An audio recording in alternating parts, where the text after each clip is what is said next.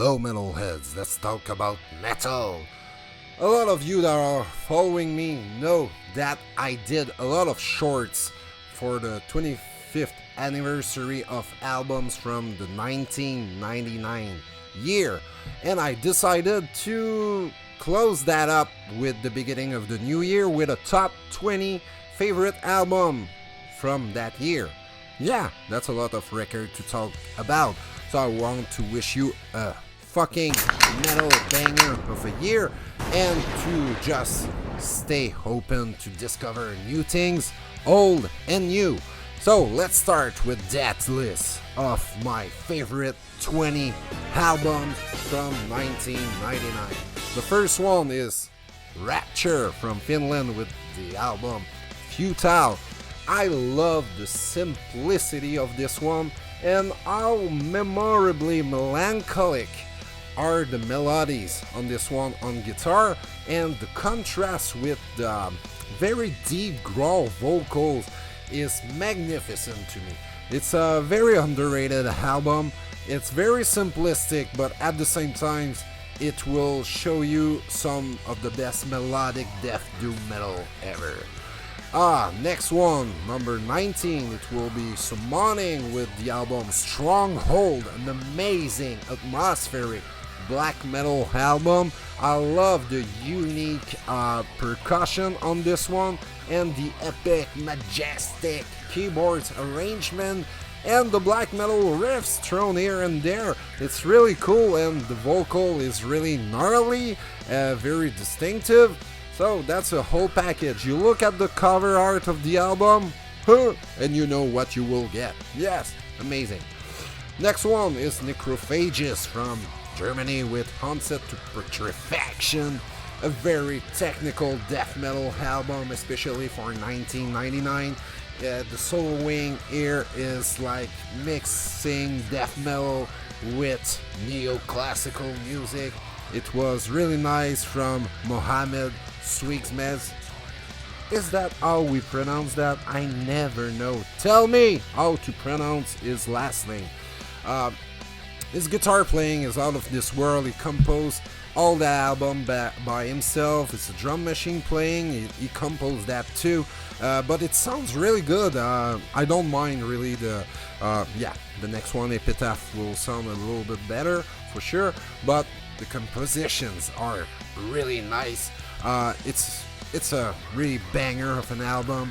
A lot of beefy riffs here, and yeah, you will enjoy it if you like melodic soloing, extended soloing that will last up to 1 minute. You'll rarely see me talking about new metal, but I have to say that album by Slipknot, their debut album. Look, I'm not their biggest fan, but they are doing an awesome show live. And however, that album was something new and special at the time when it was released. I was really impressed when it was released. And I love the fact they are incorporating so many percussions on that record. It's more experimental if you compare to the other releases they will do after. I really like that touch of experiments, and Corey Taylor's voice is really top-notch on this one, fits the music perfectly, and there's so many riffs that makes you want to bang your head. Ouch! Next one is from Denmark. It's called Manticora with Roots of Eternity. It's a dark power metal album. It's their debut album also. And yes, the unique voice of Lars Larson is making that album really unique. And at the same time, you have that really nice guitar playing from his brother Christian. Mads on drum is madness, pure madness. He's a little bit technical but very speedy. A lot of trashy riffs in there. Yeah, it's quite a unique power metal album. Love it. Next one is a well-known album. It's Deo Borger with Spiritual Black Dimensions. A tenebrous, nasty album with a touch of beauty, because the piano work is outstanding and really beautiful and so darkly intense at the same time. Chagrat's voice is at is top, I think. It sounds so natural. There's not a lot of effects on his voice like he will do on Puritanical, a truthful masterpiece also. But I love the rawness of this album, and yeah, I think you hear everything perfectly, even if it's still raw as a production. Really like that album by Deo Borger. Next one is more underrated, an album that not a lot of people knows. Actually, it's the band Wuthering Heights with the debut album Winde. It's a really progressive metal album with a pinch of power metal. It's very, very melodic, but very adventurous at the same time. He's playing, it's a mastermind, Eric Raven. He's playing almost all the instruments except the keyboards and the vocal, obviously. But guitar, bass, and all the compositions are done by him. And he's really creative, mixing a lot of other genres with metal. So, real nice album if you want to put the time to listen to it a couple of times, because it needs like at least 5 listening sessions to really get into that album. But if you do, you will be rewarded for sure. Number 13 is Opeth with Still Life. And you're probably saying to yourself, what a fucking sacrilege to put that album as low as 13. Yeah, but fuck it. A big album from Opeth that confirmed that the black metal influences are it's a departure, complete departure from those influences. And just for the more and Face of Melinda, I think it's worth the album. And I will call that maybe a death prog acoustic metal stellar record. Yes, and the voice of Michael Oldfield is so deep and so melancholic, so dark when he sings clean. Really love that album, to be honest, but I know a lot of you will like it a lot better than me. Oh, do you hate me now? Probably a lot. Or not. Just respect my opinion because it's so subjective. It's a top 20. Okay, next one, Testament with The Gathering, a straightforward, heavy, thrash metal banger with killer riffs all the way through, intelligent bass lines by Steve DiGiorgio, fantastic drumming by Dave Lombardo, Chuck Billy sounds, fantastic, gritty, very heavy in his vocal, but at the same time he's doing some of his lower tones he has ever done.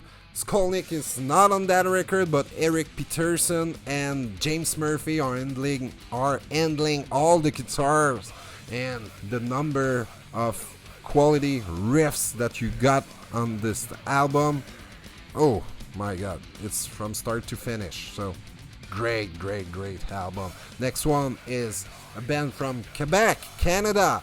It's Anonymous with the album Instinct, and this is the underdog on my list, probably. I know not a lot of people know about this band or this album. Wonderfully produced, and there's so many killer riffs on that album.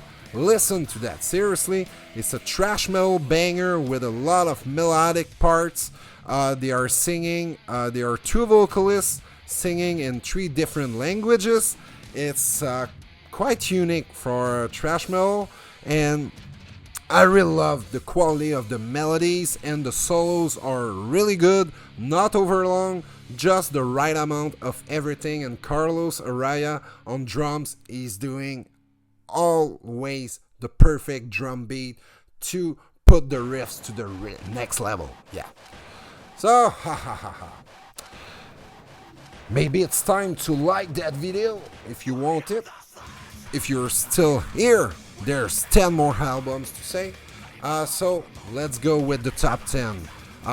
Emperor with 9, Equilibrium. my favorite Emperor album, mixing the black metal elements with the new progressive approach that Izan will do a lot more on the last Emperor album and on his solo project. I really love that album. It combines the best parts of the sound of Emperor. It's really intense, aggressive, but at the same time there's a lot of creativity in the songwriting, and yes, it's really my top Emperor album. Number 9, it's Gamay with Power Plant. Oh, it's not that dark, it's really happy, and certainly amongst their best 2 records to my taste. Ennio Richter is blazing the fretboard, a lot of magnificent guitar leads and beautiful solos. Kay Hansen is at the top of his lungs on that record with his raspy voice and high pitch from time to time. Beautiful twin guitar work on that album. Dan Zimmerman is at the top of his shape, obviously. Real nice album. Next one, number 8, Winde with Arn Tor. That Norwegian band with their mastermind. Rest in peace, Valfar. Turjay. Yeah, that album is so special to me. It's a raw production of black metal, but you will have a mix of Viking metal as well. The tone of the lead guitar here is simply fabulous. Yeah, all the composition are nice. He brings a lot of folky elements from time to time too. Love his voice, love the guitar riffs, the intensity of that album, so great. Next one, number 7, Soilwork with the Giant Heart Machine. A slap in your fucking face of raw melodic death metal, fast riffing all the way through with so many groovy melodic lead guitar by Olaf Renning and Peter Wishers. Great solos. They were so young at the time, but oh my god, they were really energetic and intense. Bjorn on vocals, there's no cleans. So if you don't like clean vocals in Soilwork, listen to that album. Maybe it's your getaway album from that band. It's a superb album, and the drumming by Henry Renta, very technical and full of inspiration. Number 6 is Archinomy with Burning Bridges, a perfect mix of death metal, melodic art, rock music, and also you get the neoclassical inspired soloing by the brothers Hammett. That their style is intertwining so well on every fucking record, but on that one it was just next level, I think. Nice voice by Johan Liva as well. Great drumming by Harlan Denson. The riffs are fast, a little bit like the Soilwork, but the chorus are very melodic with a lot of lead guitar playing. That sounds more melodic hard rock. So, yes, we're getting to the top 5. And those albums are all masterpieces from now on. The next one is Sonata Arctica from Finland, the album Ecliptica. The most emotionally engaged vocalist on this list, Tony Kakko, here is delivering an incredible, soulful rendition of vocals. I really love him. He managed to play keyboard at the same time and playing all the solos when he was playing live at the time. And the band was really young. Jani Limatenen was only 19 years old, and the drummer was even younger. Limatenen was on fire on that record and on every 4 first record of Sonata Arctica. Blazing soloing, really nice riffing, great album. Yeah, it was like that album, it reminds me like Stratovarius, but a little bit more of everything. It's just a little bit better than Stratovarius. Next one, we are going back to black metal with Immortal and At the Heart of Winter. Same kind of blizzard, winter that you can get in the past albums. The exception is there's more progressive elements thrown in the mix, so it's way more interesting. Some of the best icy cold metal riffs, black metal riffs you will ever hear in your life. And it's not just tremolo riffing, it's more inventive, creative by Demones and Habit. The vocals of Abbott are very distinctive as always. The cover art of that album, come on, it's fucking nice. And it shows how the album will sound. Yeah, top 3 now. In Flames with Colony. Yeah, I love that album. That's the first with Daniel Svensson on drums. And you have Bjorn Gullat shifting from drums to rhythm lead guitar and replacing Glenn Lundstrom. That album has a perfect production by Fredrik Nordstrom. I love that album so much. That's the final album of their first era, I will say, because Clayman will be shifting a little bit in sounds, but still like not a complete departure. The melodies are all memorable. The riffs are all to banger it for. And yes, the voice of Anders Frieden is at the top of his game. I really love his deep growl, and I love when he's doing like half scream, half almost clean.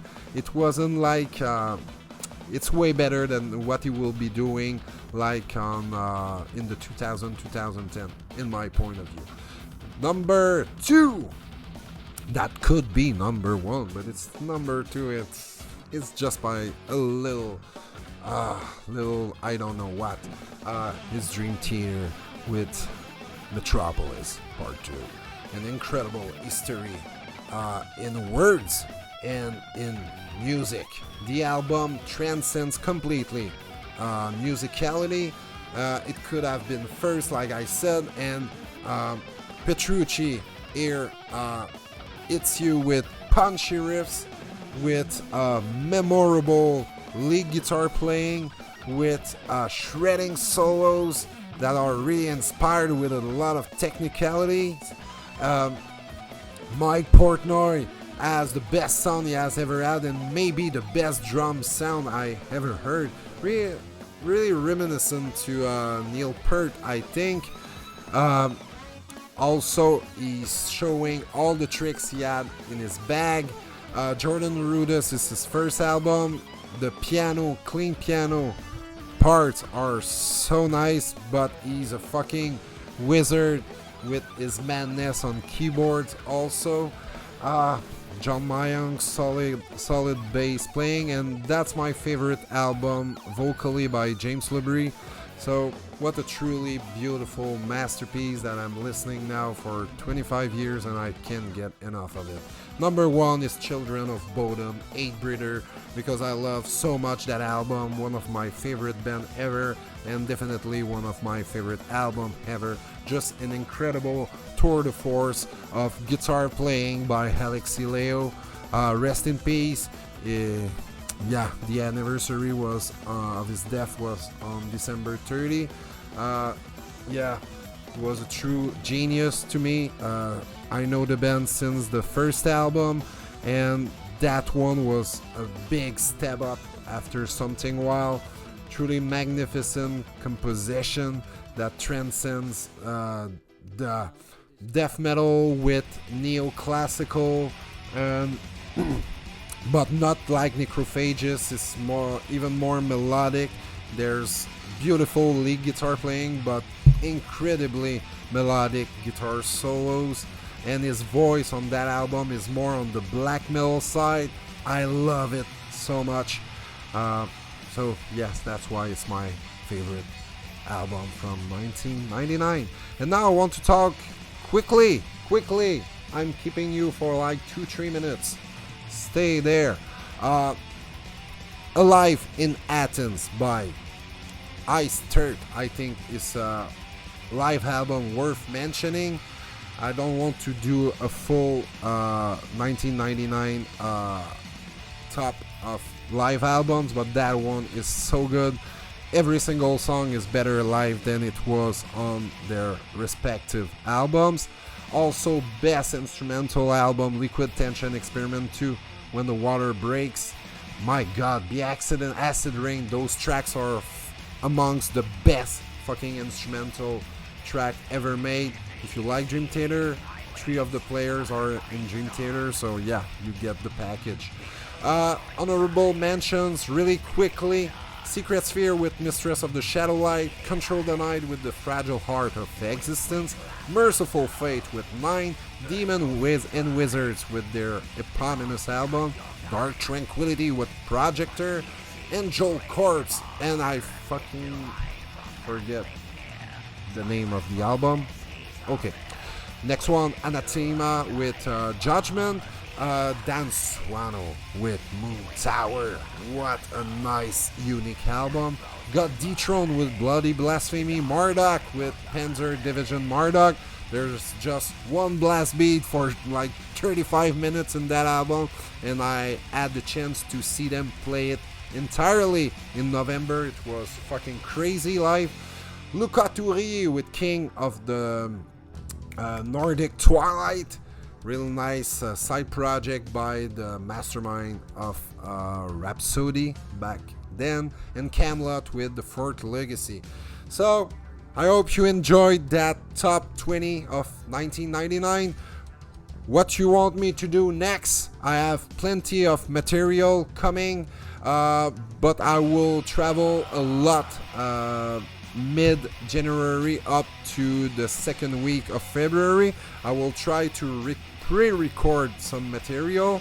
I'm already doing it, but it will be maybe harder to keep up, like publishing as much as I'm usually doing. So what do you want from me? Tell me for the new year, and let's keep the fucking metal flame burning. Let's share and talk about this limitless musical genre that we all love so much. I hope you love it so much. And we have an amazing community. Let's treat it the way it deserves.